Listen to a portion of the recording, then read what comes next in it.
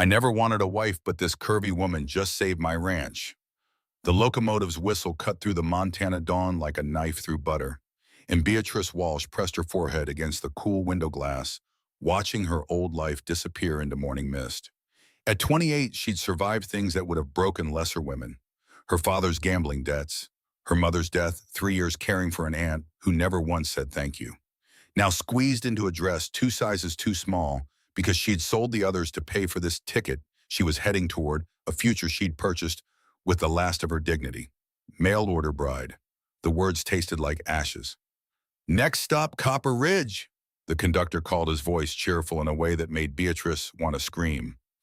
She smoothed the wrinkled letter in her lap the 10th time that morning, seeking a practical woman for marriage of convenience. Must be willing to work. Ranch life is hard. I am harder. No romance. No foolishness. Just partnership. Thomas Brennan, Copper Ridge, Montana territory. Romance. She almost laughed. The only thing Thomas Brennan needed to know about her was that she could cook clean, keep books, and wouldn't complain. Romance was for women who hadn't watched their father drink away their dowries or buried their mothers in paupers' graves. The train lurched to a stop, belching black smoke into the crystalline air. Beatrice gathered her carpet bag, everything she owned fit inside, and stepped onto the platform. Copper Ridge was smaller than she'd imagined, just a handful of buildings clustered around the train depot like scared animals. Mountains rose in the distance, still snow-capped, despite the June warmth.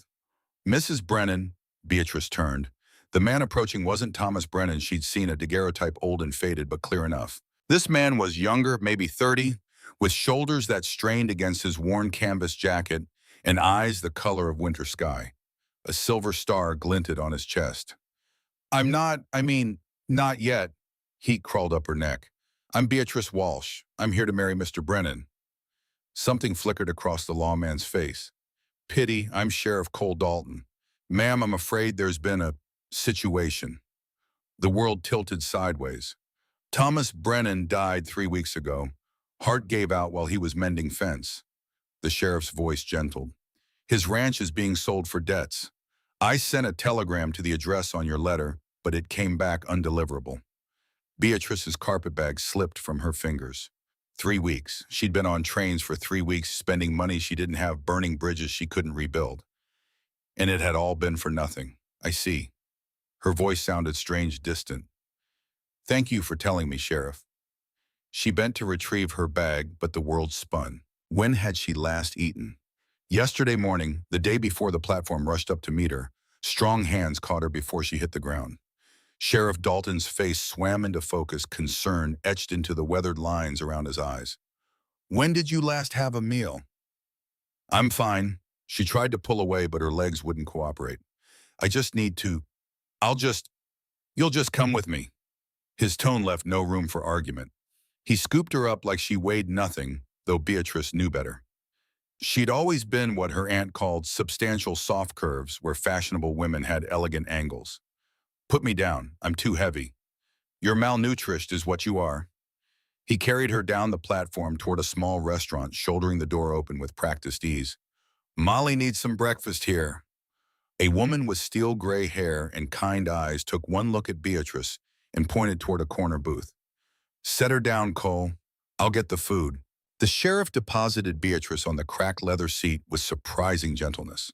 She wanted to protest to maintain some shred of dignity, but the smell of fresh bread and coffee made her stomach clench painfully. I don't have money for... Didn't ask if you did. He slid into the opposite seat, removing his hat to reveal dark hair streaked with premature silver. You came here in good faith. Least this town can do is feed you. Molly appeared with a plate piled high, eggs, bacon, biscuits, drowning in gravy-fried potatoes, glistening with butter. Beatrice stared at it, emotions she couldn't name clogging her throat. Eat, Cole said simply. She ate. The first bites were careful, dignified.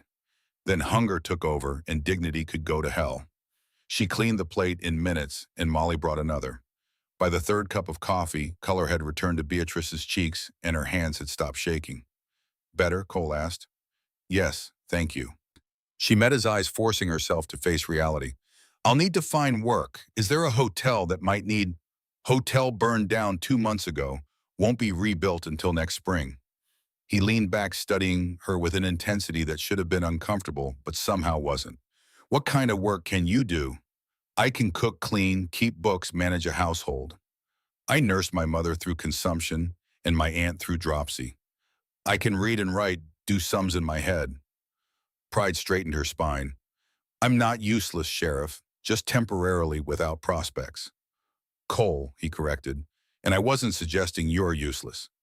He was quiet for a moment, turning his coffee cup in slow circles. I might have a solution. Temporary, but it would give you time to figure out your next step. Beatrice waited, hope and wariness fighting for dominance. I inherited my father's ranch 5 years ago. It's not much, 160 acres small herd cabin that's seen better days. I've been running it myself when I'm not sheriffing, which means it's falling apart. He grimaced. Cook fire burned my kitchen down last month. Been eating here or at the saloon ever since. Cattle are scattered because I can't mend fence and patrol the county. Books are a disaster because I can barely read my own writing. You're offering me employment. Room and board plus $20 a month. You'd have your own room, cabin's got 2 bedrooms, and I sleep in the barn most nights anyway. No expectations beyond the work. His gaze was steady, honest. But I'll be straight with you, the place is rough. You'd be earning every penny. It wasn't what she'd come for, but it was better than the alternative, using the last of her money for a train ticket back to Philadelphia and the certainty of the poorhouse. When would I start? Now, if you're willing. Ranch is about an hour's ride from town. He stood, leaving coins on the table. Fair warning, I'm not easy to work for. I'm particular about my routines. I work long hours and I don't make small talk. But I'm honest, I pay on time, and I won't disrespect you. Beatrice thought of the letter in her pocket, its promises of practical partnership. Maybe this was better employment instead of marriage, independence instead of obligation. All right, Sheriff Cole, I accept. The ranch appeared through a grove of cottonwoods, like a mirage conjured from desperation and hope. Beatrice had spent the ride rehearsing resignation speeches, preparing herself for the worst. But even her pessimism hadn't adequately prepared her for this. The cabin was small, weathered, and listing slightly to one side like a drunk trying to stay upright. The promised burned kitchen was evident in the blackened timbers on the north side. The barn looked structurally sound but hadn't seen paint in decades. Fencing sagged and snapped in a dozen places. A vegetable garden had gone wild, and what might have once been a chicken coop now housed nothing but rats. Cole dismounted, offering his hand to help her down. Told you it was rough. Rough, Beatrice laughed, the sound hovering between hysteria and genuine amusement. You have a gift for understatement, Sheriff. Something like respect flickered in his eyes. Most women would be crying by now. I cried myself out years ago. She surveyed the damage with a practical eye. The cabin's structure is sound, it just needs work. The barn too. Garden's salvageable if we start now. We'll need to rebuild the kitchen, obviously, but we can manage with an outdoor fire until then. He raised an eyebrow. You hired me to help run this ranch. That's what I intend to do. She turned in a slow circle, mentally cataloging tasks. First things first, I need to see what supplies you have. Then I'll need a full inventory of everything: cattle count, fencing materials, tools, food stores. By tomorrow morning, I'll have a priority list and a budget. Cole stared at her like she'd sprouted wings. You're serious. I don't know how to be anything else. Beatrice picked up her carpet bag. Now show me this bedroom, then leave me to work. You've got fence to mend and daylight's wasting. The bedroom was tiny, barely room for a narrow bed, a chest of drawers, and a washstand. But it had a door that locked and a window that looked toward the mountains. It was hers. That was enough. Beatrice changed into her work dress, the one she'd kept because it was too worn to sell, and tied her hair back with a strip of calico. Then she went to war. By sunset, she'd swept 2 years' worth of dust from the cabin, taken inventory of the sorry excuse for food supplies, counted 14 chickens that had been living wild in the woods, found 3 dozen eggs in various hidden nests, discovered a root cellar full of last year's potatoes and onions, and started a list that covered 3 pages of Cole's account ledger. She was also exhausted, filthy, and oddly satisfied. Cole found her sitting on the porch steps, watching the last light fade from the sky. He carried a bucket of water from the well, setting it beside her with a clean cloth. Thought you might want to wash up before supper. What's supper, Anita? Beatrice gestured toward the outdoor fire pit where she'd been attempting to cook. I found flour lard and eggs. That makes biscuits. I found wild onions and those potatoes. That makes sadness. He almost smiled. There's dried beef in the barn, and I caught a rabbit this morning. Why didn't you say so? She stood groaning as her back protested. I can make something decent with that. You've done enough for today. I'll cook. Can you cook? No, but I can burn things competently. He was definitely smiling now, just a slight curve at the corner of his mouth. Sit, rest, let me burn dinner in peace. Beatrice sat too tired to argue. She watched him work, noting the efficiency of his movements, the way he handled the knife with the same confidence he'd shown helping her from the horse. Cole Dalton, she decided, was a man who'd learned to do everything himself because there'd been no one else to rely on. She understood that, understood it in her bones. Dinner was actually good: rabbit stewed with onions and potatoes, biscuits that were only slightly burned, and coffee strong enough to strip paint. They ate in comfortable silence, the kind that came from shared exhaustion rather than awkwardness. Found something in the root cellar, Beatrice said, wiping her plate clean with the last biscuit. A box of books, dime novels mostly, but also a Shakespeare collection and a farmer's almanac from 1873. My mother's. Cole's voice went flat. She died when I was 12. My father never could bring himself to get rid of her things. I'm sorry. Beatrice knew grief knew its shape and weight. I'll put them back if... No, she'd want them red. He stood collecting their plates. There's a lamp in your room and enough oil for a few hours. Read if you want. I'll clean up here. Beatrice wanted to protest, to insist on pulling her weight, but her eyes were already heavy, her body demanding rest. Tomorrow, she said, standing. Tomorrow I start properly. Tomorrow, Cole agreed, we both do. The first week passed in a blur of work that would have killed a weaker woman. Beatrice rebuilt the chicken coop using scrap lumber and sheer determination. She organized the barn, discovering tools Cole had forgotten he owned. She started a new garden, planting late-season vegetables with seeds she found in the root cellar. She scrubbed, mended, cooked, and planned. Cole worked from dawn until dark on the fencing, leaving at sunrise and returning after sunset. They fell into an easy rhythm. Beatrice would have breakfast ready before dawn, pack him a lunch, and have dinner waiting when he returned. They'd eat together on the porch sometimes, talking often, not both too tired for more than necessary words. It was on the 8th day that everything changed. Beatrice was in the garden, wrestling with a particularly stubborn rock, when she heard horses. Not one horse, several. She straightened, shading her eyes against the afternoon sun. 4 riders approached from the east. Even at a distance, she could see they weren't friendly visitors. They sat their horses like men who owned the world and everything in it. The leader wore a black suit. Despite the heat, his face shadowed beneath an expensive hat. Beatrice's instincts, honed by years of avoiding her father's creditors, screamed danger. She walked toward the cabin, trying to appear casual while her heart hammered. The riders stopped at the property line, a technicality since most of the fence was down. "Help you, gentlemen," she called, keeping her voice steady. The man in the black suit dismounted, and Beatrice's blood chilled. She recognized power when she saw it, the kind that came from money and violence in equal measure. "Where's Dalton?" His voice was cultured, educated. Somehow that made it worse. "The sheriff is attending to ranch business. I'm his housekeeper. If you'd like to leave a message..." "I don't leave messages." He stepped closer and his men fanned out behind him. "I'm Marcus Holloway. I own the Copper Ridge Land Company, the general store, the saloon, and about 15,000 acres surrounding this sorry excuse for a ranch." Beatrice had heard that name. Molly at the restaurant had mentioned him, the man who wanted to buy up all the small ranches, consolidate them into one massive operation. "How nice for you," she said coolly. "The sheriff still isn't here." Holloway's eyes swept over her, assessing and dismissive in the same glance. "New, aren't you? Let me give you some advice, sweetheart. This ranch is dying. Dalton can't keep up with the taxes, can't maintain the property, can't compete with real operations. He'll lose it within a year. When he does, I'll buy it for pennies on the dollar. I'll be sure to pass along your prophecy. I'm offering him a fair price now, $20 an acre, more than this land is worth." Beatrice did the math instantly.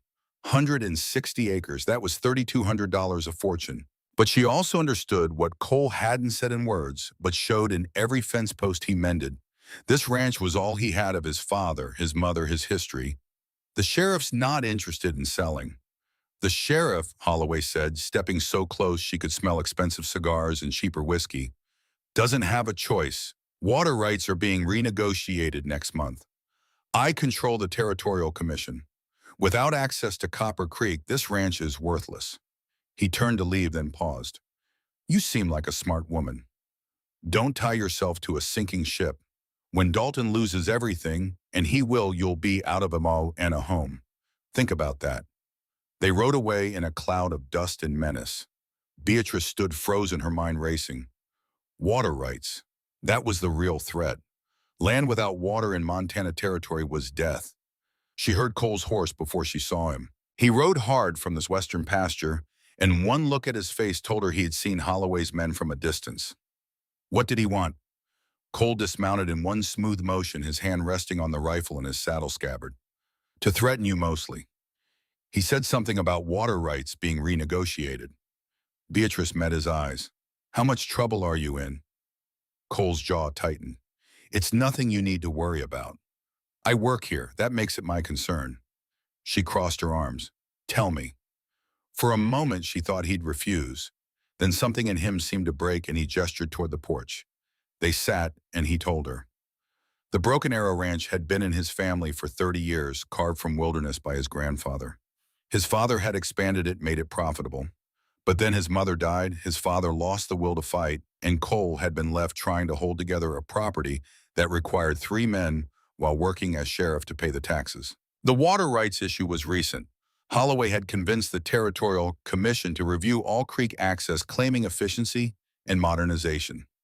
If he got control of Copper Creek's allocation, he could choke out every small ranch in the county. The hearing's in 3 weeks, Cole finished. I need to prove the ranch is viable, productive, properly maintained. Right now, I can't prove any of that. Beatrice looked around at the work they'd accomplished, the mended fences, the organized barn, the thriving garden.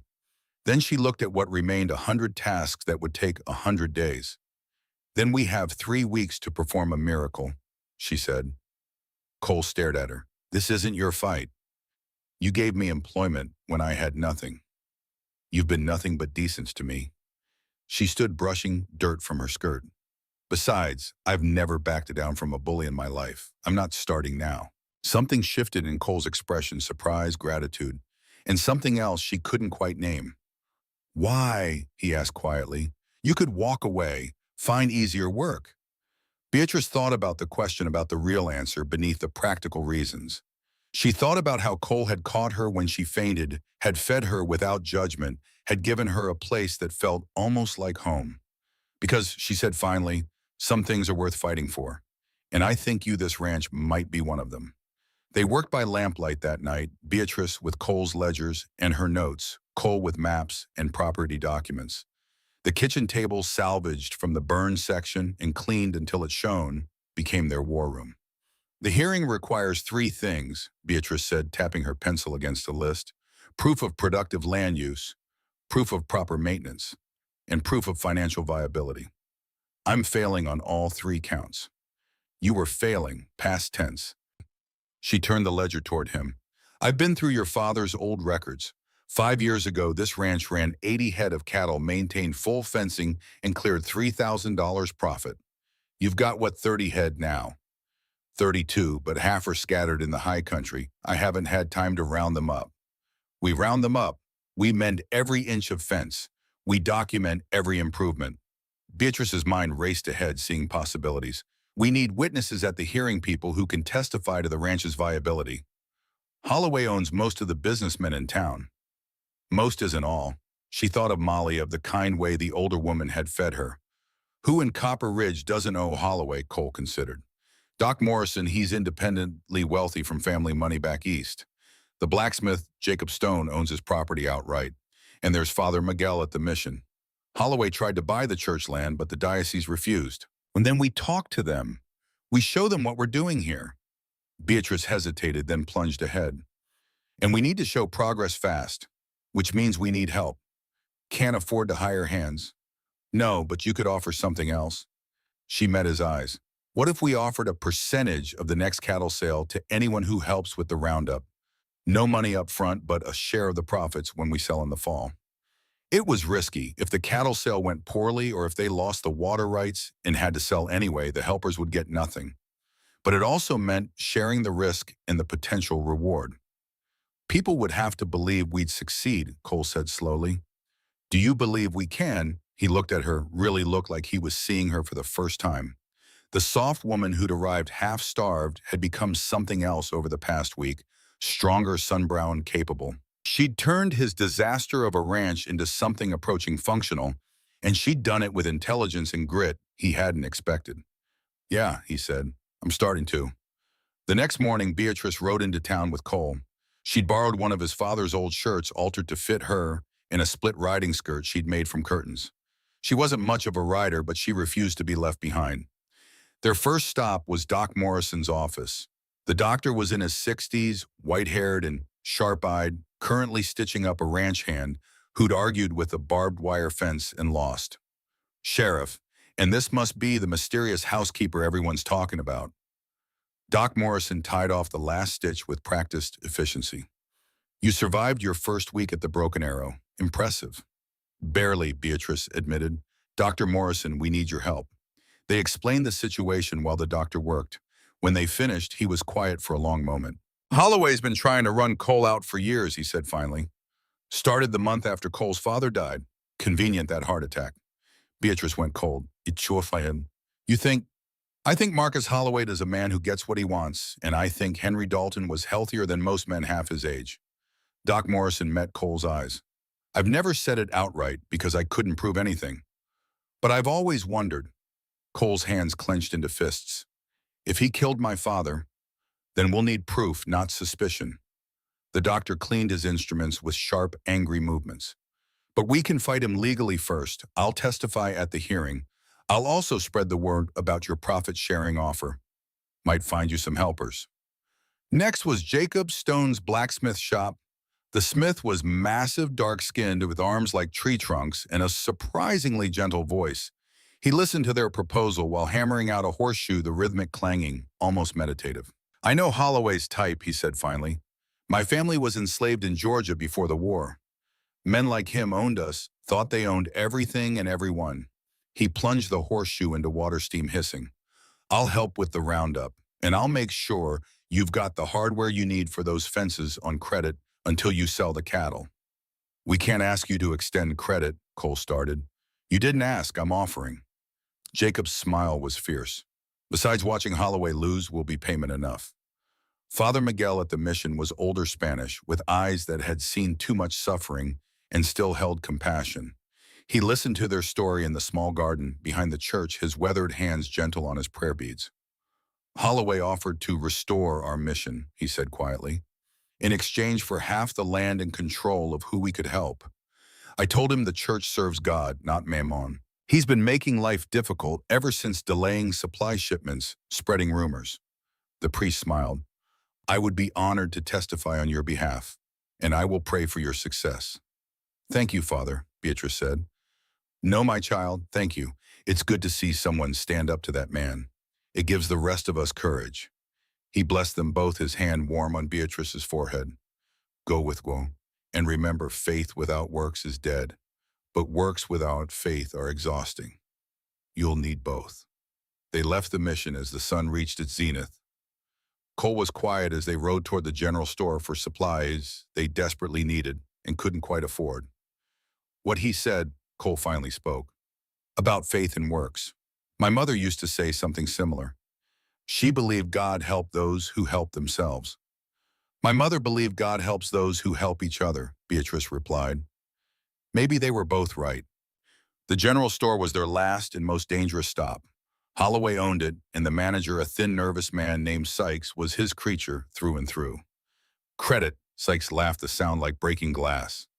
Sheriff, you're already 3 months behind on your account. Mr. Holloway's been more than patient. Patient. Beatrice's voice could have cut steel. Is that what you call it when a man tries to steal another man's livelihood? Sykes's eyes widen. Now, ma'am, that's not. Here's what's going to happen. Beatrice pulled out her carefully prepared list. We need these supplies. You're going to provide them on credit. In 6 weeks, when we sell our cattle, we'll pay you in full with interest. And if you don't sell, then you can claim the amount from the ranch sale. Either way, you get paid. She leaned forward. But if word gets around that you refuse to extend reasonable credit to a law officer in good standing, I wonder how that might affect your business, especially when Doc Morrison, Jacob Stone, and Father Miguel start shopping at the new general store opening in Silver Creek. It was a bluff. There was no new store, but Sykes didn't know that. I'll have to check with Mr. Holloway. You do that? We'll wait. Beatrice settled into a chair utterly calm while Cole watched her with something approaching awe. Sykes sent a runner. 20 minutes later, the response came back, approved the credit. They loaded their supplies in tense silence. As they prepared to leave, Sykes called out, Mr. Holloway says to tell you he admires your spirit, ma'am. Says it's a shame it's wasted on a losing cause. Beatrice turned, smiling sweetly. Tell Mr. Holloway I said the same about his expensive suit and cheap morals. They were half a mile from town before Cole started laughing. It started as a chuckle, then grew into full-bodied laughter that bent him over his saddle. What? Beatrice demanded, though she was fighting her own smile. You. He wiped his eyes.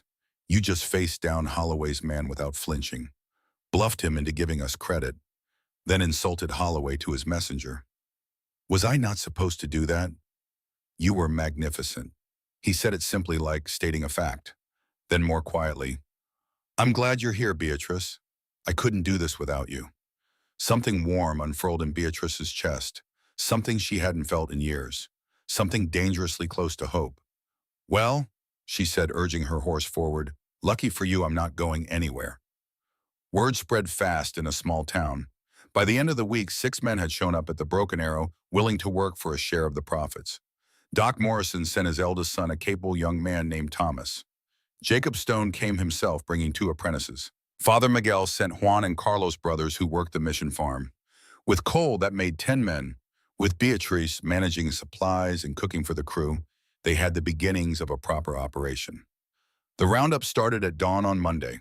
Cole had spent Sunday scouting the high country, finding where the scattered cattle had drifted. The plan was simple but brutal. Split into 3 groups. Sweep the mountain meadows and drive the cattle back to the home range. Beatrice watched them ride out, her stomach knotted with worry she refused to show. Then she turned to the massive task of feeding 10 hungry men 3 times a day with limited supplies and an outdoor fire. By midday, she'd mastered the art of cooking for a crew.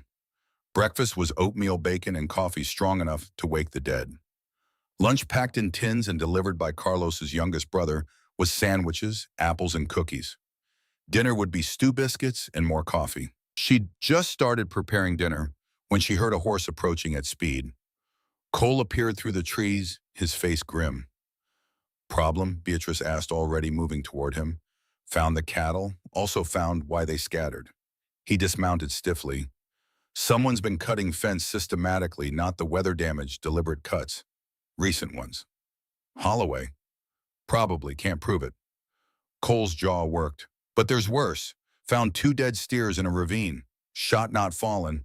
Maybe a week old. Beatrice's mind raced. Dead cattle meant less profit, but more importantly, it meant someone was actively sabotaging them. How many total did you count?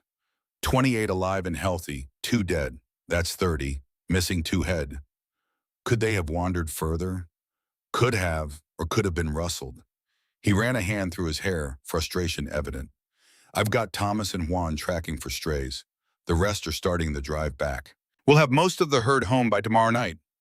Then we'll have guards, Beatrice said firmly, rotating watches until the hearing.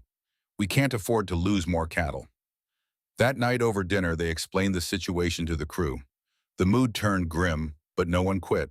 If anything, the sabotage seemed to strengthen their resolve. Man who'd shoot cattle for spite. Jacob Stone said, his voice hard, is a man who needs stopping. We stop him legally, Cole said. No vigilante justice. I'm still the sheriff, and we do this right. But Beatrice noticed he checked his rifle before taking first watch that night. She couldn't sleep. At midnight, she wrapped a shawl around her shoulders and stepped onto the porch. The night was clear, stars scattered like diamonds across black velvet. She could see Cole's silhouette near the barn, alert and watchful. She brought him coffee, strong and hot. "Couldn't sleep," he asked quietly. "Thinking." She sat on the fence rail beside him. "About what happens if we win the hearing, but Holloway doesn't stop. About what happens if we lose. About what happens if we're fighting a man who's already committed murder." Cole was silent for a long moment. "You can still leave. I'd understand." "Would you leave if you were in my position?" "No, but this is my home. My fight. It's my fight too now." She turned to face him, and in the moonlight his features were softer, somehow more vulnerable. "Cole, I need you to understand something. I came here expecting a practical arrangement, work for pay, nothing more. But this ranch, these people, this fight, it matters. You matter. And I'm not walking away." "Beatrice," his voice was rough, "I'm not finished." She took a breath. "I know this isn't what you hired me for. I know you don't want complications. But I need you to know that I'm here by choice now, whatever happens." Cole reached out slowly, giving her time to pull away. When she didn't, his hand cupped her face with surprising gentleness. "You're the bravest person I've ever met. You know that. I'm terrified most of the time. That's what makes it brave." His thumb brushed her cheekbone. "I'm glad you're here, Beatrice Walsh. Scared about what that means, but glad." They stayed like that, sitting in comfortable silence under the stars while the cattle settled and the night wind whispered through the cottonwoods. Neither of them mentioned the way their shoulders touched or how right it felt. Some things Beatrice thought didn't need words yet.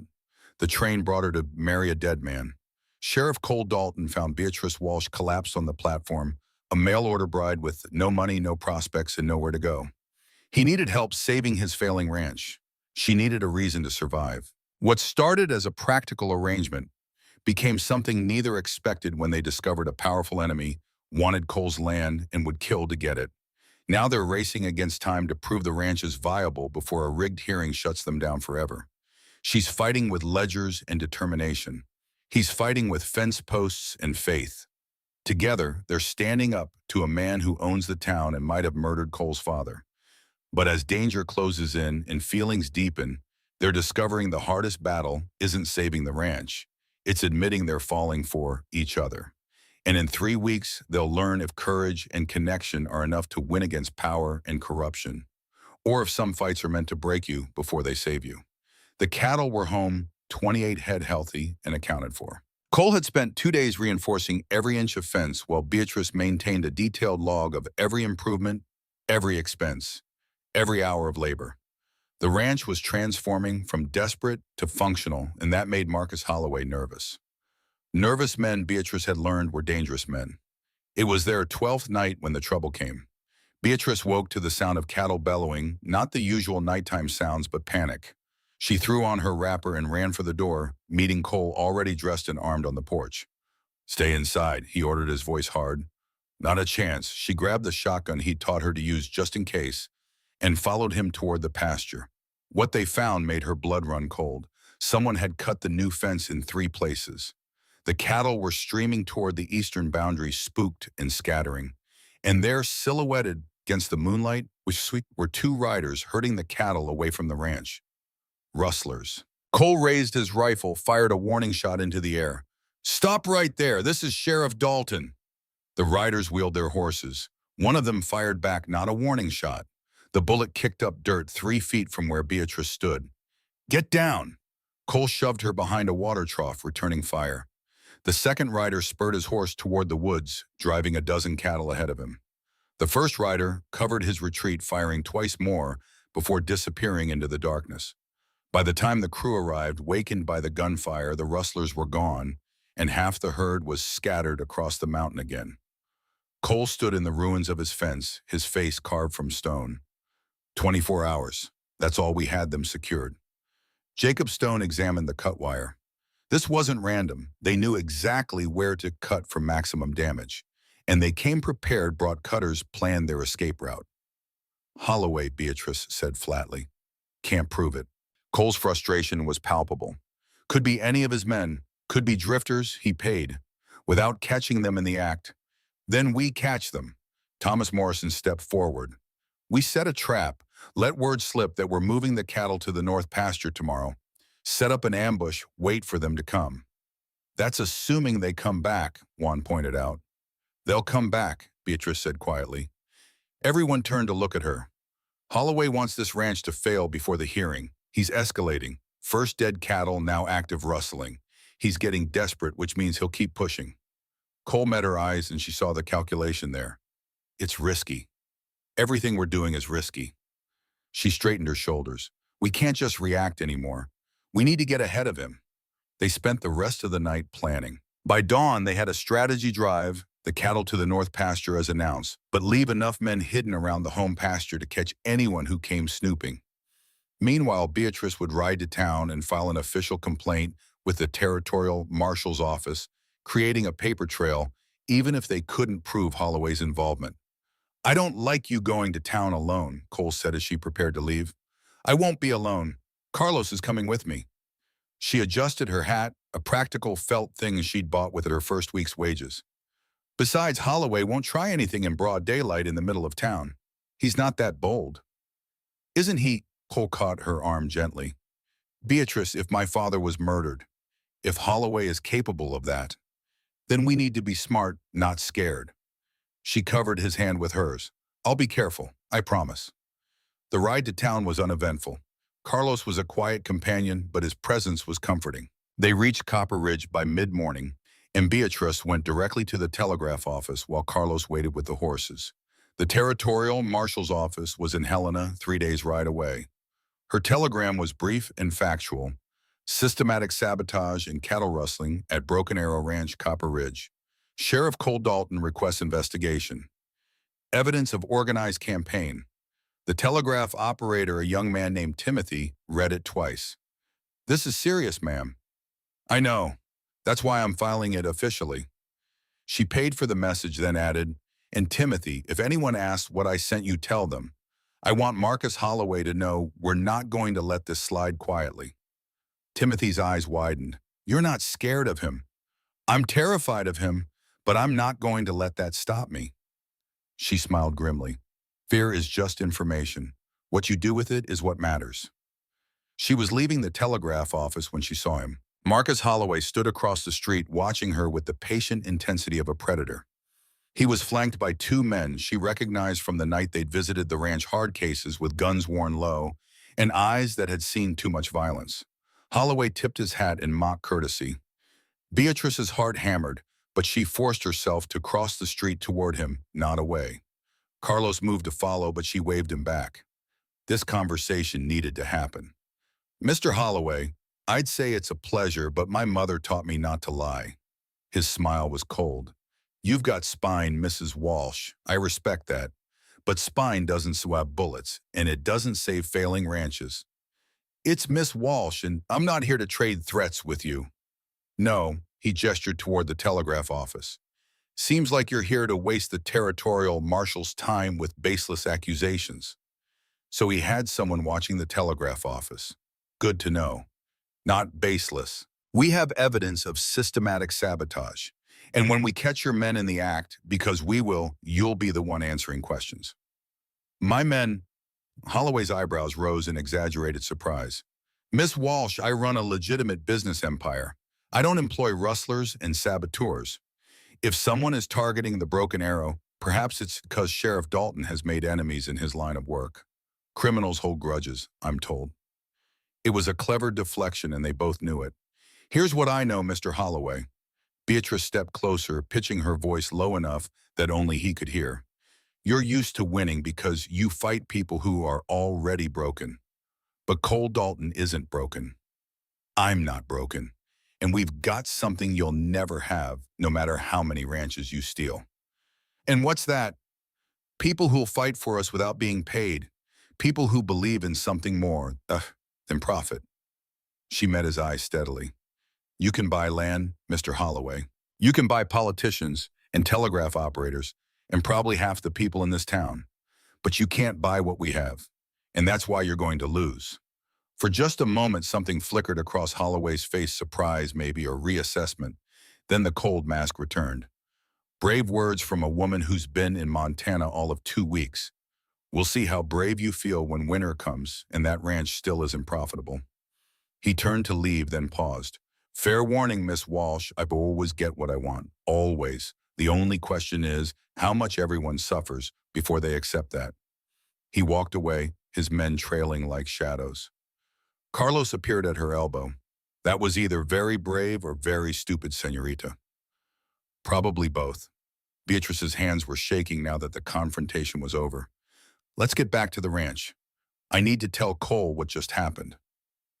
They returned to find the ranch transformed into a military operation. Cole had positioned men at strategic points around the property, hidden but ready. The cattle had been moved to the north pasture as planned, but the home pasture now held a dozen steers bait for the trap. Cole listened to Beatrice's account of the confrontation with Holloway, his expression darkening with each word. He threatened you. He threatened all of us. Nothing specific enough to act on. She paced the kitchen, still agitated. But he knows we filed with the marshal. He knows we're not backing down. That makes him more dangerous. Or more careful. Jacob Stone had joined them, his massive frame filling the doorway. Man like that, he's been operating in the shadows for years. Now we're shining light on him. He won't like it, but he also won't want to get caught. Which means he might pull back, Thomas Morrison suggested hopefully. Or he might go all in, Cole countered. Which hard now before the marshal can investigate, before the hearing. End this quickly and claim ignorance after. Beatrice's stomach clenched. How long until the marshal responds? 3 days for the telegram to reach Helena, maybe another day for them to organize a response. So 4-5 days minimum before anyone arrives if they take it seriously at all. The hearing's in 11 days. The math was brutal. They had less than 2 weeks to gather evidence, prove their case, and survive whatever Holloway threw at them next. Then we work with what we have, Beatrice said firmly. Tonight we catch whoever comes. Tomorrow we document everything, every cut fence, every missing wow, every suspicious occurrence.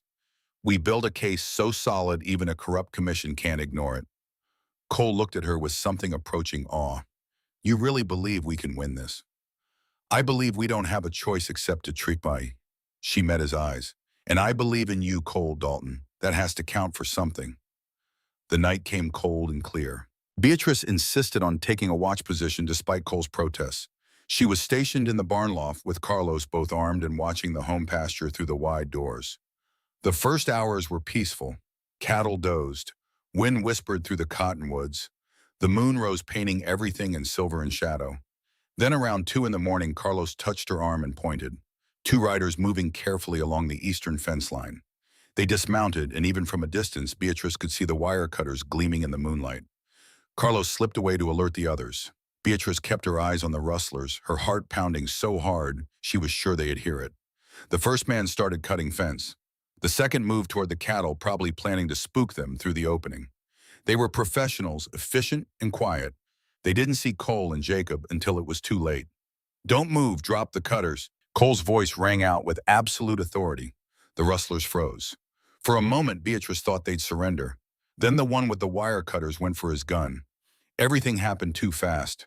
Gunfire erupted. The rustler's shot went wide. Cole's didn't. He aimed low, hitting the man in the leg. The rustler went down screaming. His partner bolted for the horses, but Jacob Stone moved with surprising speed for such a large man, tackling him before he'd gone 10 feet. Within minutes, both rustlers were disarmed and tied.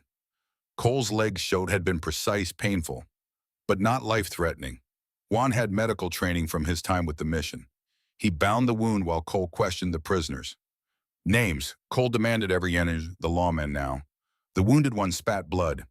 Go to hell. You're already looking at rustling charges. That's 5 to 10 years in territorial prison. Add attempted murder of a peace officer and you'll hang. Cole's voice was cold professional. Or you can tell me who hired you and I'll recommend leniency. The 2 men exchanged glances. Finally, the uninjured one spoke. We want it in writing, official pardon in exchange for testimony. I can't promise a pardon, but I can promise the territorial judge will hear that you cooperated. More silence. Then, Holloway, Marcus Holloway, hired us, paid $50 each to scatter the cattle, make it look like the ranch couldn't maintain herd security. Said there'd be another 50 if we got away clean. Beatrice felt triumph surge through her. Finally, concrete evidence. But Cole's expression remained grim. You'll testify to this in front of the Territorial Commission. If we get leniency, yeah, we'll testify. Cole looked at Jacob. Ride to town, wake up Doc Morrison and Father Miguel. I need witnesses for this confession. Then send a telegram to the marshal. Tell them we have suspects in custody with evidence implicating Marcus Holloway in organized crime. What about Holloway? Thomas asked. He'll know something went wrong when these two don't report back. Let him know. Cole's smile was sharp as a blade. Let him know we caught his men and they talked. Let him spend the next few days wondering how much they said. Dawn brought Doc Morrison, Father Miguel, and half the town. Word had spread fast the sheriff had caught Holloway's rustlers red-handed. By the time the sun was fully up, the Broken Arrow's yard was crowded with curious townspeople and, more importantly, witnesses. The wounded rustler named of Jack Carver gave a full statement in front of a dozen people. His partner Billy Moss corroborated every detail. They described meeting Holloway in the back room of his saloon, being paid in cash, given specific instructions on which fences to cut and when. He said the sheriff was getting too close to proving his ranch viable. Carver said his face pale from blood loss and fear. Said we needed to set him back, make it impossible to round up the herd before the hearing. He hesitated. Say it all, Cole ordered. He said if the sheriff got in the way, it wouldn't be the first time someone from the Broken Arrow had an accident. Said his old man's heart attack came at a real convenient time. The crowd stirred. Beatrice saw shock on some faces, grim satisfaction on others. This was the first time anyone had openly suggested Henry Dalton's death wasn't natural. Doc Morrison stepped forward. For the record, I'm willing to state that I found Henry Dalton's death suspicious at the time. Heart attack was the official cause, but there was evidence that troubled me. Evidence I didn't pursue because I had no proof of foul play. What evidence? Cole's voice was strained. Discoloration around the mouth, dilated pupils, both consistent with certain poisons that mimic heart symptoms. Doc's face was grave. I noted it in my private records, but didn't put it in the official death certificate. I regret that now. Cole looked like he'd been punched. Beatrice moved to his side instinctively, her hand finding his. He gripped it hard enough to hurt, and she let him. We'll need to exhume the body, Cole said finally. Test for poisons. If my father was murdered, that'll take weeks, Father Miguel said gently. Maybe months for the territorial authorities to process. But son, you've got enough right now to stop Holloway's immediate plans. Focus on winning the hearing, then we can pursue justice for your father. It was pragmatic advice, but Beatrice could see the war in Cole's eyes, the desire for immediate vengeance versus the need to secure their future first. The Padre's right, she said quietly. We fight one battle at a time. First the ranch, then everything else. Well, Cole nodded slowly. Then he turned to the crowd. I'm placing Jack Carver and Billy Moss under arrest for cattle rustling, destruction of property, and attempted murder. I'll be filing formal charges against Marcus Holloway as an accessory to these crimes and requesting a full investigation into my father's death. The crowd erupted in discussion. Beatrice saw satisfaction on most faces. Holloway had made enemies over the years, and people were glad to see him challenged. But she also saw fear. Holloway was powerful and cornered. Powerful men were unpredictable. As if summoned by thought, a rider appeared on the eastern ridge. Not Holloway himself, he was too smart for that. But one of his men, the same hard case who'd stood beside him in town. The rider stopped at the property line, shouted across the distance, Mr. Holloway wants you to know he's disappointed in the sheriff's handling of this situation. He'll be filing a formal complaint with the territorial governor about harassment and false accusations. And he says to tell Miss Walsh that her bravery yesterday was admirable but misplaced. Some fights you can't win. Then he rode away before anyone could respond. That was a threat, Jacob Stone said flatly. That was a declaration of war, Cole corrected. He looked at Beatrice. You need to leave. Go to Silver Creek. Stay with Doc Morrison's sister until after the hearing. It's not safe here anymore. No. Beatrice, I said no. She faced him squarely, aware of the crowd watching. I'm not leaving. I'm not running. And I'm not letting Marcus Holloway intimidate me into abandoning you or this ranch. He might come after you directly. Then he'll find out I'm a lot harder to break than he thinks. She gentled her voice. Cole, I know you want to protect me, but I'm not some delicate thing that needs sheltering. I'm your partner in this. We fight together or not at all.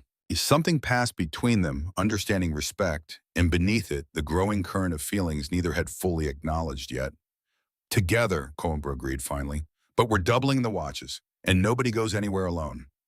The next week was a blur of preparation. With the rustlers in custody and their testimony recorded, Cole had enough evidence to request a postponement of the water rights hearing. The Territorial Commission denied the request, no surprise given Holloway's influence, but the attempt created an official record of the accusations. Meanwhile, the ranch continued to transform. The crew had rounded up the scattered cattle again, 27 this time, one lost to a ravine fall. Jacob Stone had reinforced every fence with hardware that would require industrial cutters to breach. Thomas Morrison had taken detailed photographs of the damage and the repairs, creating visual evidence of both sabotage and restoration. And Beatrice had turned Cole's chaotic financial records into a masterpiece of organized documentation. Every expense, every improvement, every hour of labor was logged and cross-referenced. She'd even found old records from 5 years ago and created comparison charts showing the ranch's decline under Cole's solo management versus the sharp upward trend of the past 3 weeks. It's not just that the ranch is viable, she explained to Cole one night as they reviewed her work. It's that we can prove the decline was circumstantial. You being spread too thin, not inherent to the property. With proper management and support, the Broken Arrow is profitable. These numbers prove it. Cole studied the chart, shaking his head in wonder. Where did you learn to do this? My father owned a shipping company before he gambled it away. I used to help with the books when I was young. She smiled sadly. I was actually good at it. But after he lost everything, nobody would hire a woman bookkeeper, even one with experience. Their loss. Cole met her eyes. Beatrice, after the hearing, regardless of how it goes, I want you to know that you'll always have a place here, not as hired help. As a partner, equal share in the ranch, equal say in decisions. Her heart stuttered. Cole, that's too much. It's not enough. You've saved this place. Saved me. He reached across the table, taking her hand. I know this started as just a job, but it's become more than that, at least for me. For me too, she admitted softly. I didn't think I'd ever feel. She trailed off, unsure how to finish. Safe, he offered. Home, yes, all of those. She turned her hand in his, lacing their fingers together. I've spent so long just surviving, just getting through each day. But here with you, I'm actually living again, building something. It matters. You matter. Cole stood pulling her up with him. They were close now, close enough that she could see the silver flecks in his blue eyes, could feel the warmth radiating from him. Beatrice, I need you to know. A sharp knock on the door interrupted. Juan stood on the porch, his face urgent. Sheriff, we have a problem. Fire in the north pasture. They ran. By the time they reached the pasture, flames were spreading fast through the dry grass driven by the evening wind. The cattle were panicking, bunching against the far fence. This was set, Jacob Stone reported, pointing to 3 separate burn points. Someone started fires in a pattern to trap the herd. Get the cattle out, Cole shouted. Cut the west fence, drive them to the creek. Chaos erupted. Men worked to cut fence while others beat at flames with wet blankets. Beatrice joined the bucket brigade, hauling water from the creek until her arms screamed and her lungs burned from smoke. It took 2 hours to get the fire under control and the cattle to safety. When it was over, they'd lost 10 acres of prime grazing land, another 20 yards of fence in one steer that had broken its leg in the panic and had to be put down. They stood in the smoking ruins, exhausted and defeated. Holloway, Thomas asked, though they all knew the answer. Has to be. But we can't prove it. No witnesses, no evidence. Cole's voice was hollow. And we just lost the pasture I was going to showcase at the hearing as proof of proper land management. Beatrice looked at the destruction, at the tired faces around her, and felt fury burn hotter than any fire. Then we show them the burned pasture, she said. We document this too. We show the commission that we're being actively sabotaged by a man who wants this land and doesn't care how he gets it. We make Holloway's interference part of our evidence. They won't care, Cole said bitterly. Half the commission is in Holloway's pocket. Then we make sure everyone else cares. We invite the whole town to the hearing. We make it public, make it impossible for them to rule against us quietly. She grabbed Cole's shoulders, forcing him to look at her. We don't quit. We don't give up. We fight until there's nothing left to fight with, and then we fight with that. Do you hear me? Something rekindled in his eyes. Hope, determination, maybe love. I hear you, he said. God help me, I believe you. The hearing was scheduled for 10 o'clock the next morning. Beatrice and Cole spent the evening making final preparations, reviewing documents, rehearsing statements. The crew had gone to town to spread word about the public hearing. Father Miguel was organizing transportation for anyone who wanted to attend. By midnight, they were as ready as they could be. Beatrice stood on the porch looking out at the ranch they'd fought so hard to save. The moon was full, painting everything in silver light. Behind her, she heard Cole's footsteps. Can't sleep, he asked, too nervous, too wired. She turned to face him. What if we lose tomorrow? Then we lose, but at least we'll lose fighting. He joined her at the railing. Beatrice, I need to say something in case I don't get another chance. Cole, please let me finish.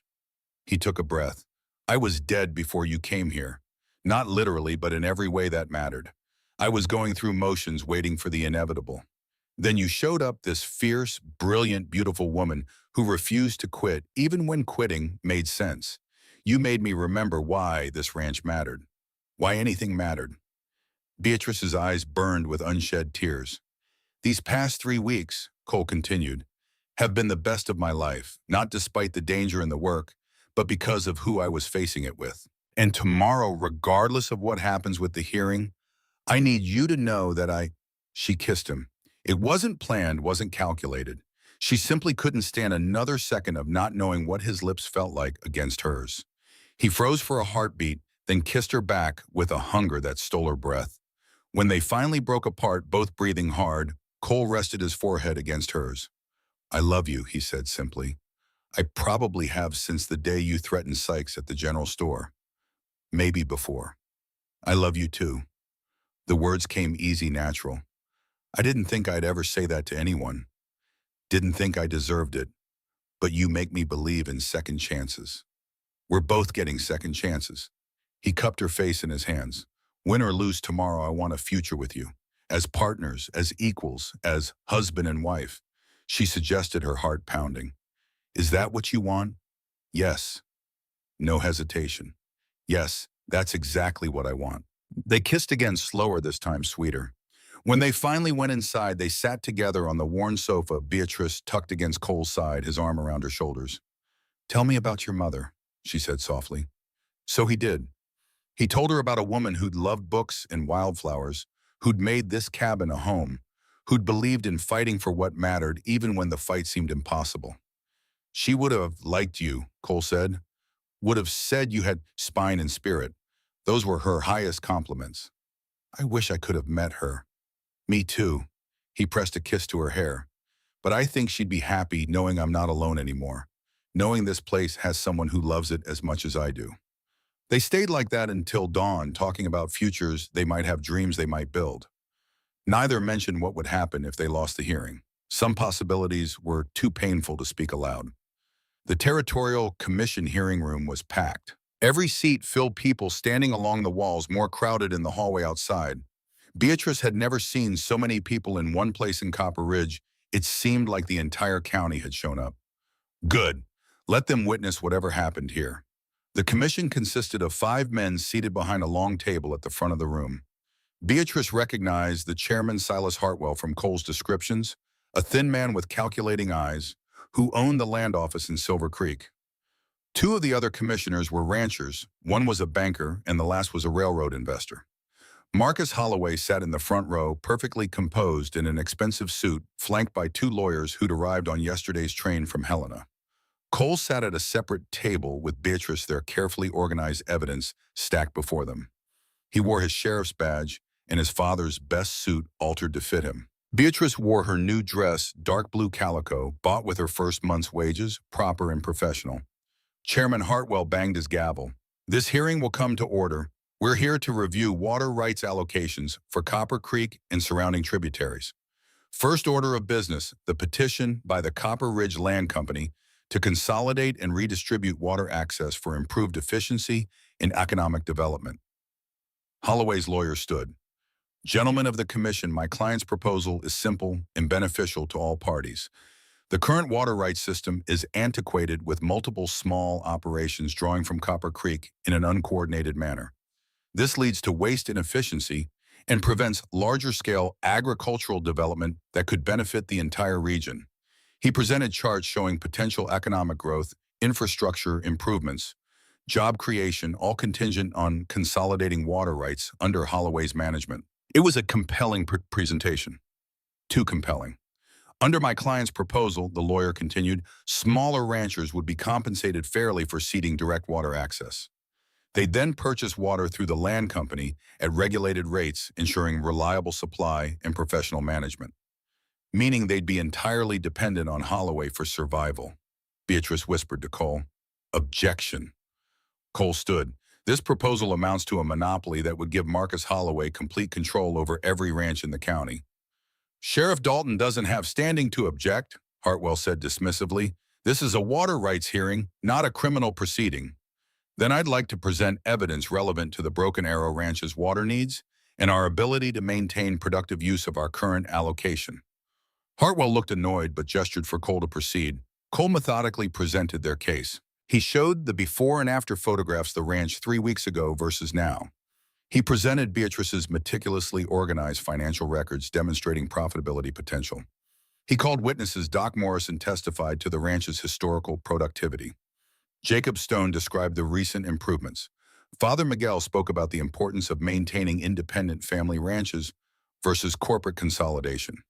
It was going well. Too well. Then Holloway's lawyer stood for cross-examination. Sheriff Dalton, isn't it true that your ranch has been in decline for 5 years, that you've failed to maintain proper herd sizes, adequate fencing, or consistent productivity? That's true, and isn't it also true that 3 weeks ago you hired Miss Walsh here in a desperate attempt to salvage a failing operation?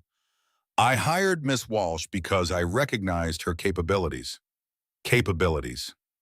The lawyer's smile was sharp. What are Miss Walsh's ranching credentials? Her agricultural education? Her experience managing livestock operations? Beatrice's stomach sank. She knew where this was going. Miss Walsh is highly capable, Cole started. I didn't ask about capability. I asked about credentials. The lawyer turned to the commission. Gentlemen, Miss Walsh arrived in Copper Ridge 3 weeks ago as a mail-order bride for a deceased rancher. She has no formal education, no ranching experience, and no legitimate claim to expertise in ranch management or agricultural economics. Objection! Cole's voice rang out. Miss Walsh's background is irrelevant to her accomplishments. Is it? The lawyer produced a document. I have testimony from Mr. Sykes at the general store describing how Miss Walsh used threats and intimidation to extort credit from a legitimate business. I have statements from multiple witnesses describing her confrontational approach to negotiations. He made it sound sordid, criminal. Beatrice felt heat crawl up her neck. Furthermore, the lawyer continued, I have evidence that the so-called improvements to the Broken Arrow were accomplished primarily through debt the ranch has no realistic prospect of repaying. This isn't success, gentlemen. It's desperation masked as progress.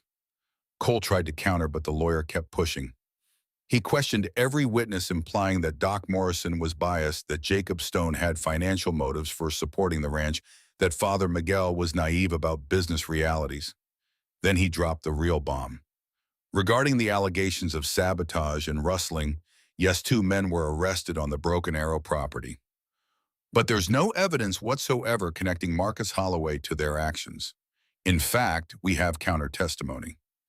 He called Jack Carver to the stand. Beatrice's blood ran cold. Carver was supposed to be in custody awaiting trial in Silver Creek. Mr. Carver, did Marcus Holloway hire you to sabotage the Broken Arrow Ranch? No, sir. Carver looked bruised, scared. Sheriff Dalton forced me to say that, threatened me with hanging if I did not implicate Mr. Holloway. Liar, Cole shouted. Hartwell banged his gavel. Sheriff Dalton, control yourself. Mr. Carver, why did you actually target the broken arrow? Because Billy Moss had a grudge against the sheriff. Personal thing from years back. I was just helping a friend. We were stupid and were sorry, but Mr. Holloway had nothing to do with it. The lawyer smiled. And the confession you allegedly gave implicating Mr. Holloway. Sheriff Dalton wrote it himself, made me sign it. Said if I didn't, he'd make sure I hanged.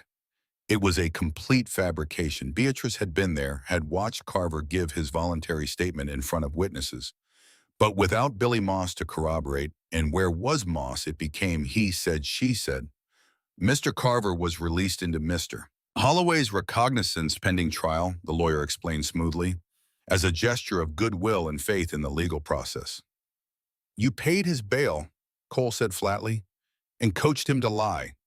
Careful, Sheriff. Holloway spoke for the first time, his voice carrying across the silent room. Accusations of witness tampering are serious, especially when leveled by a man who's clearly fabricated evidence to support false criminal charges. The commission was buying it. Beatrice could see it in their faces, the shift from interest to skepticism, the way they leaned away from Cole's table and toward Holloway's lawyers. They were losing. Beatrice stood. I'd like to make a statement. Miss Walsh, you're not a party to these proceedings, Hartwell began. Then make me one. I have direct knowledge relevant to this case.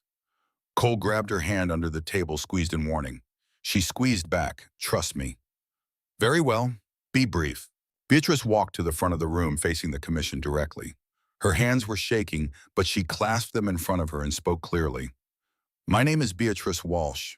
3 weeks ago, I arrived in this town with nothing, no money, no prospects, no future. Sheriff Dalton gave me employment when he didn't have to. He gave me dignity when I'd lost it. And over these past weeks, I've learned something about this ranch, this county, and the man trying to steal both. Miss Walsh, Hartwell warned, I'm not finished. She turned to address the packed room. Marcus Holloway is right about one thing. I have no credentials. But I have eyes and I've seen what he's built. An empire constructed on forcing out small ranchers, on consolidating power, on making people dependent on him for their survival. And now he wants to control the water too. Do you understand what that means? She looked at the faces in the crowd, ranchers, shopkeepers, farmers. It means he'll decide who prospers and who starves. It means every ranch in this county exists at his pleasure. It means your children will grow up working for Marcus Holloway instead of working for themselves because there won't be any other choice. This is inappropriate, one of the commissioners started. What's inappropriate is this entire hearing. Beatrice's voice strengthened. You're not here to evaluate water rights. You're here to rubber stamp a land grab. How much did Holloway pay each of you? What promises did he make? The room erupted. Holloway's lawyers were shouting objections. Hartwell was banging his gavel. But Beatrice kept talking, raising her voice above the chaos. The Broken Arrow Ranch isn't just one property. It's a symbol of what this county used to be, a place where hard work mattered more than money, where families could build something and pass it on. And if you let Holloway destroy it, you're not just taking Cole Dalton's ranch. You're killing that dream for everyone. Remove her from this room, Hartwell commanded.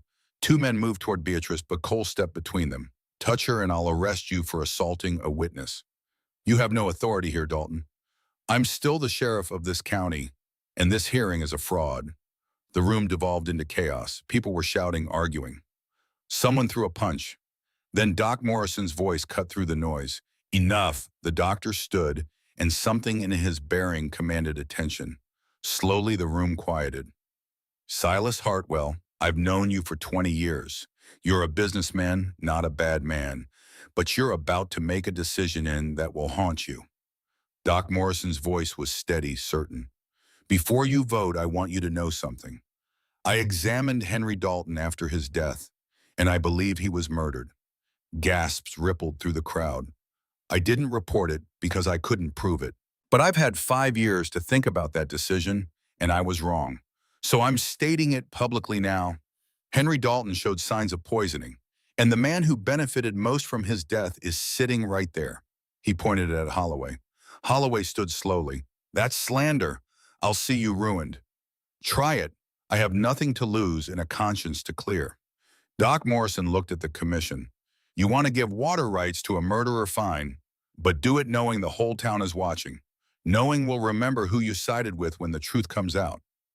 Hartwell looked shaken. The other commissioners that were whispering urgently among themselves. Then the door at the back of the room burst open. A man in a federal marshal's uniform strode in, flanked by two deputies. He carried official documents and his face was grim. This hearing is suspended pending federal investigation. I'm Marshal James Cordell from Helena. I have warrants for the arrest of Marcus Holloway on charges of cattle rustling, conspiracy to commit fraud, and possible murder. The room exploded again, but this time with excitement rather than anger. Holloway's face went white, then red. This is absurd. I demand to see these warrants. You'll see them in detail at your arraignment.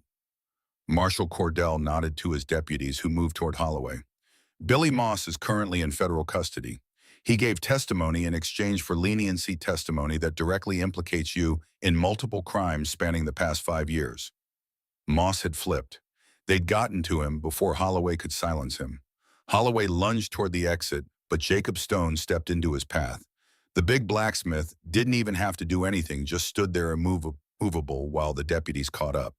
As they led Holloway away in shackles, he locked eyes with Beatrice. This isn't over, he snarled. Yes, she said quietly, it is. But the commission postponed the water rights decision pending the criminal investigation. It wasn't the victory they'd wanted, but it was enough. The Broken Arrow would keep its water access at least until everything was sorted out legally. And with Holloway in custody, the threat hanging over them had lifted. The crowd poured out of the hearing room in a celebratory mood. People wanted to congratulate Cole, to thank Beatrice, to discuss what had happened. But Cole steered Beatrice away from the chaos, needing a moment of quiet. They ended up at the same restaurant where they'd first met, sitting in the same booth. Molly brought coffee without being asked, winked, and left them alone. We did it, Beatrice said, still not quite believing it. We actually did it. You did it. Cole reached across the table, taking her hand. That speech, Beatrice, you were incredible. Terrifying, but incredible. I was angry. I hate bullies. She laughed shakily. Though I probably shouldn't have accused the commission of corruption quite so directly. Probably not, but it worked. He turned serious. The marshal told me Billy Moss testified that Holloway bragged about poisoning my father. Said the old man was getting in the way of progress, and it was easier to remove him than negotiate. Beatrice gripped his hand tighter. I'm so sorry, Cole. It's strange. Part of me is devastated knowing for sure that he was murdered. But part of me is relieved to finally know the truth. His voice cracked slightly. He didn't give up, didn't lose the will to fight. He was murdered because he wouldn't surrender. Like father, like son. Like father, like son. Cole smiled sadly. He would have liked you too, would have appreciated your fire. They sat in comfortable silence, processing everything that had happened. Then Cole cleared his throat. So, about last night, Beatrice felt heat rise to her cheeks. Yes, I meant what I said. About wanting a future together. He pulled a small box from his pocket, and Beatrice's heart stopped. This was my mother's. My father gave it to her when they married. It's not fancy, but it's perfect. Duh. Beatrice stared at the simple gold band with a tiny chip of diamond. Cole, are you sure we've only known each other 3 weeks? I was sure after 3 days. The rest was just confirming what I already knew. He held the ring carefully. Beatrice Walsh, will you marry me? Not as a practical arrangement or a mail-order bride, but as my partner, my equal, and the love of my life. She thought about the woman who'd stepped off the train 3 weeks ago, desperate, hopeless, convinced love was for other people. Then she looked at the man across from her, the ranch they'd saved together, the future they could build. Yes, she said, tears streaming down her face. Yes, absolutely yes. He slipped the ring on her finger. It fit perfectly, like it had been waiting for her. Then he came around the table, pulled her up, and kissed her, while Molly whooped from the kitchen and the few other customers applauded. When Hayon, Beatrice asked when they finally broke apart. When what? When do you want to get married? Cole grinned. How about today? Father Miguel's right across the street. We've got half the town already gathered, and I don't want to wait another minute to make you my wife." Beatrice laughed through her tears. "You're insane. Is that a no?" "That's a yes. Let's do it. Let's get married today." Father Miguel agreed immediately, delighted to perform the ceremony. Within 2 hours, the church was packed. Beatrice wore her blue calico dress with wildflowers in her hair, picked by Juan's daughters from the mission garden. Cole wore his father's suit and his mother's ring on his own hand, waiting. Doc Morrison gave Beatrice away. Jacob Stone stood as Cole's best man. Molly wept openly in the front pew. The ceremony was simple, traditional. When Father Miguel asked if anyone objected, there was a moment of tense silence. Would Holloway's remaining allies try something, but no one spoke. "I now pronounce you husband and wife.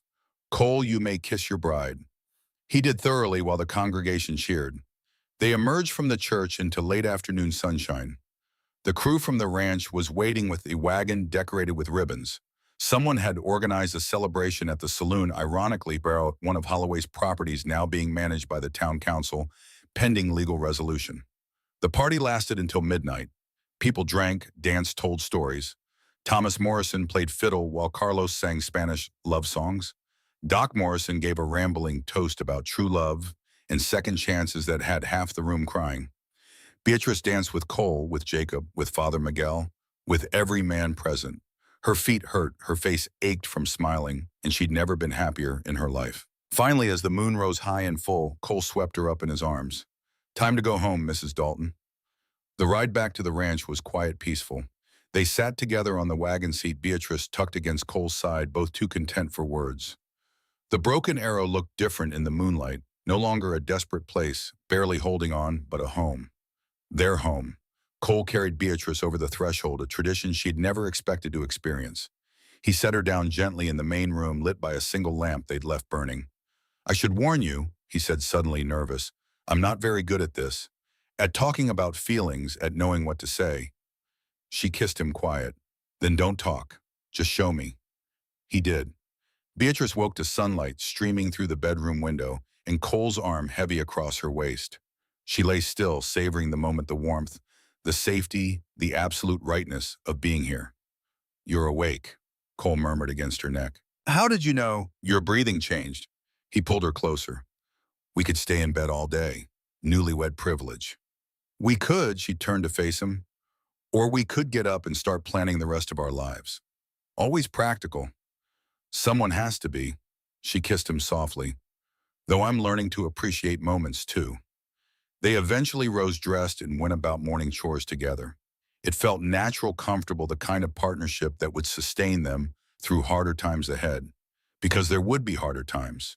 The legal proceedings against Holloway would take months. The ranch still had massive debt to clear. Winter was coming, and with it new challenges. But they'd face it together. Over breakfast, they made plans. Cole would continue as sheriff, the county needed him. But he'd hire a deputy, someone to share the workload so he could spend more time on the ranch. Beatrice would manage the books and gradually expand her role in decision-making. "We should think about hiring help permanently," she said. "Not just seasonal workers. People who will stay, build lives here. Like a community." Exactly like a community. She'd been thinking about this. What if we offered Jacob Stone a partnership? Gave him a percentage of the ranch in exchange for his smithing skills and labor. And Father Miguel mentioned some families at the mission who need work, good people who've fallen on hard times. Cole smiled. "You want to build something bigger than just a ranch." "I want to build something that matters. A place where people take care of each other, where hard work is rewarded, where," she trailed off, embarrassed by her own enthusiasm. "Where dreams can grow," Cole finished. "I love it. I love you." They were still planning when Juan arrived with news. The territorial marshal wanted to meet with them, something about Holloway's properties and pending legal questions.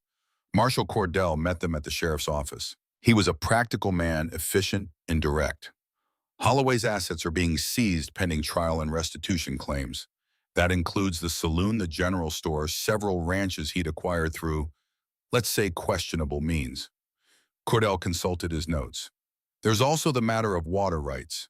With Holloway facing murder charges, the commission is inclined to reverse his petition entirely." "Good," Cole said. "There's more. We've discovered evidence that Holloway was systematically poisoning water sources on properties he wanted to acquire, including Copper Creek upstream from your ranch. Beatrice felt sick. He was poisoning the water. Small amounts enough to make cattle sick, but not obviously toxic. Made ranches look unproductive, drove down property values. Cordell's expression was grim. We're finding evidence of similar tactics across 3 counties. This is bigger than we initially thought. How many ranches? Cole asked. At least 15, maybe more. No, the marshal paused. Which brings me to my proposal. The territorial governor is establishing a new land commission to oversee the redistribution of Holloway's seized properties and prevent similar corruption in the future. We need honest people who understand ranching, who have community trust.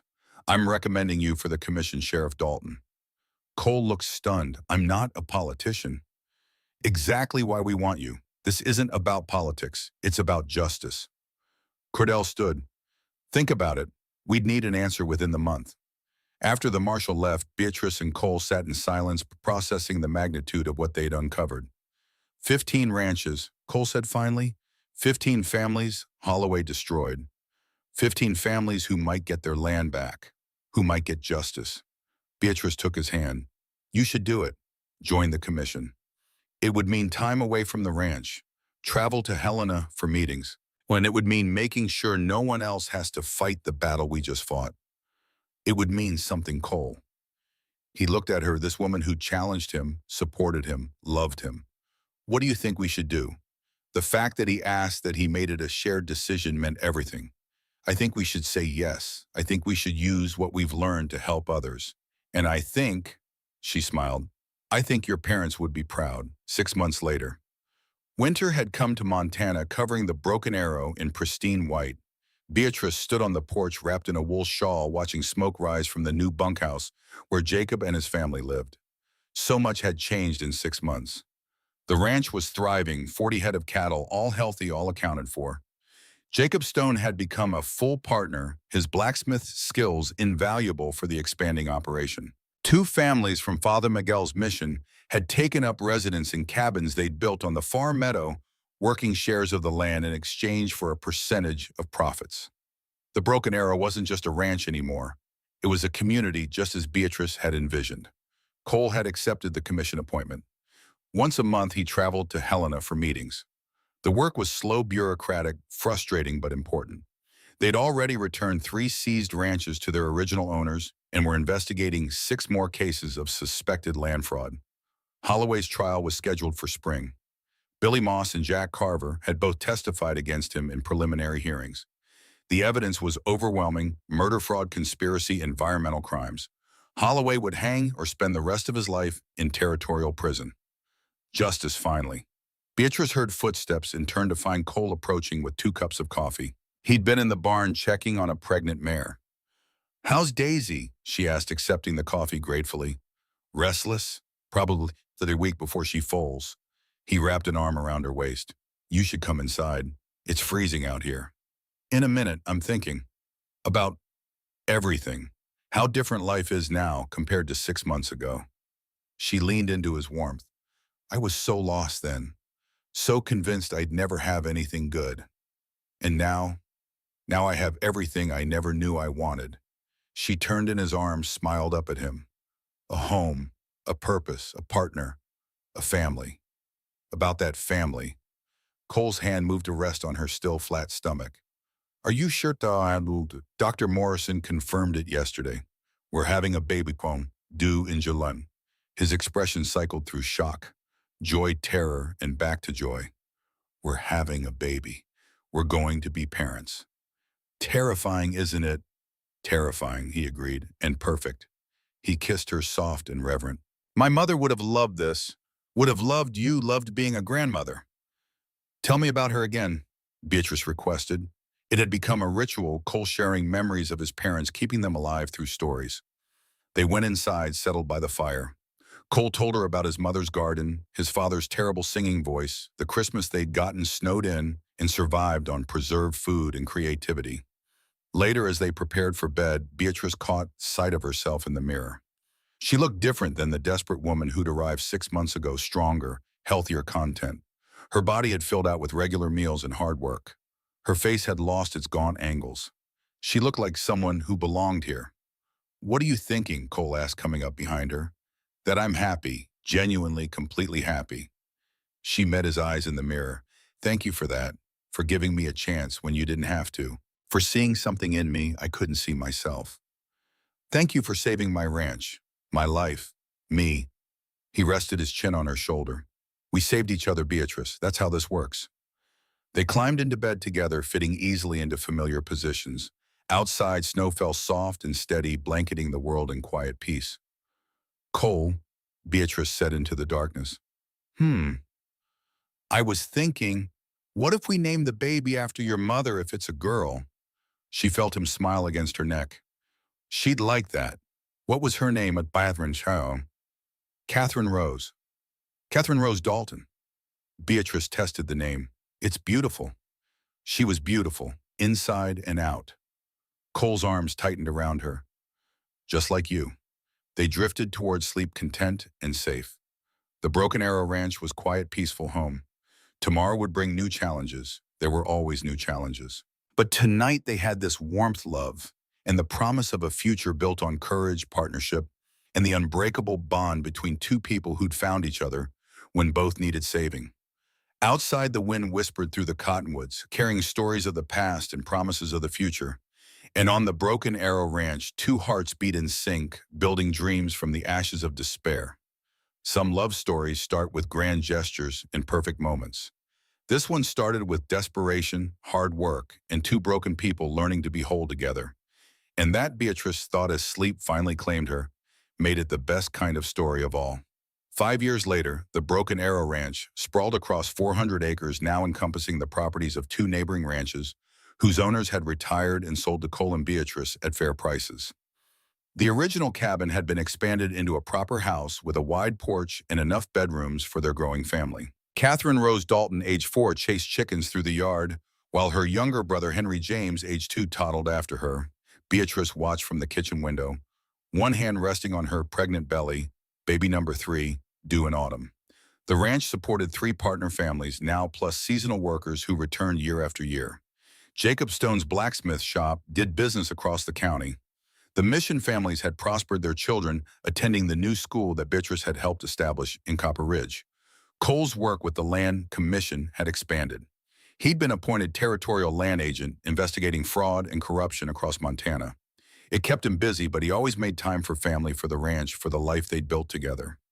Marcus Holloway had hanged 3 years ago, convicted of murder and multiple counts of fraud. His empire had been dismantled, his properties redistributed fairly. Some people said justice had been served. Others said it could never truly balance the harm he'd caused. Beatrice thought both things were probably true. "Mama, Mama, look." Catherine ran up to the porch, holding something carefully in her cupped hands. "I found a baby bird. Can we keep it?" Beatrice knelt down, examining the tiny creature. "It's a robin, sweetheart. And see, its nest is right there in the cottonwood. We should put it back so its mama can find it." "But what if it falls again?" "Then we'll put it back again. That's what we do when things need help. We help them, then we let them find their own way." She smiled at her daughter's serious expression, just like Grandma Catherine would have done. They walked together to the tree, Cole meeting them halfway, Henry riding on his shoulders. As a family, they replaced the baby bird in its nest, watched the mother robin return to feed it. "See," Cole said softly, "sometimes things that seem broken just need a little help to heal." Beatrice met her husband's eyes over their children's heads, remembering a desperate woman and a dying ranch, a practical arrangement that became a love story, a fight that became a future. "Sometimes," she agreed, taking his hand, "they do." That night, after the children were asleep and the ranch was quiet, Beatrice and Cole sat on their porch watching the stars. They didn't need to talk. They'd long since learned that some of the best conversations happened in comfortable silence. But as midnight approached, Cole pulled her close and whispered against her hair, "Thank you." "For what?" "For stepping off that train, for staying, for building this life with me." He kissed her temple. "For everything." Beatrice thought about the frightened woman who'd arrived with nothing, expecting nothing. She thought about courage, partnership, second chances, and love that grew from the most unlikely beginnings. No, she said, turning to kiss him properly. Thank you. For seeing me when I was invisible. For believing in me when I didn't believe in myself. For giving me a home. We gave each other a home, Cole did. That's how the best stories work. And under the vast Montana sky, surrounded by the ranch they'd saved and the family they'd created, Beatrice Walsh Dalton had to agree. This was the best kind of story. The kind that started with nothing and ended with everything. The kind where two broken people learned to be whole together. The kind worth fighting for.